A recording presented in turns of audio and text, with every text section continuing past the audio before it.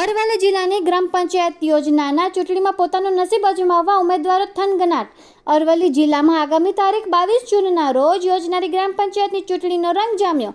મોડાસા તાલુકાના ટિંટોઈ ગામની ગ્રામ પંચાયતમાં અંદાજે 7 જેટલા સરપંચના ઉમેદવારો દ્વારા ફોર્મ ભર્યા હોવાની માહિતી પ્રાપ્ત થઈ.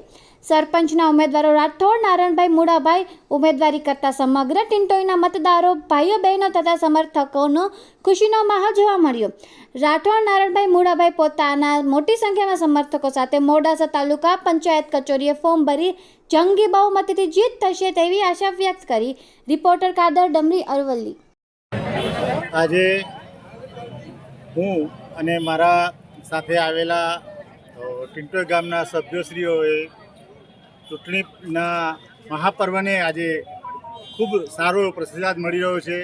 ટિંટોઈ ગામના સરપંચ તરીકે નારાયણ રાઠોડ મેં ઉમેદવારી કરી છે અને એની સાથે તમામ સમાજના વર્ગો, ટિંટોઈના તમામ ધર્મના લોકોએ જંગી બહુમતીથી જીતાડવા માટે અમને જે વચન આપ્યું છે તે વચનને પુરુષાર્થ કરવા માટે આજે અમે ગામના સર્વાંગી વિકાસ માટે અમે ટિંટોઈ ગામને એક સ્માર્ટ સિટી બનાવવા જઈ રહ્યા છીએ. ત્યારે ટિંટોઈ ગામના મતદારોને નમ્ર વિનંતી કરું છું કે નવા જોમ સાથે અને વિકાસથી વંચિત એવું અમારું ટિંટોઈ ગામ છે, જે વર્ષોથી વિકાસની ઝંખના કરી રહ્યું છે.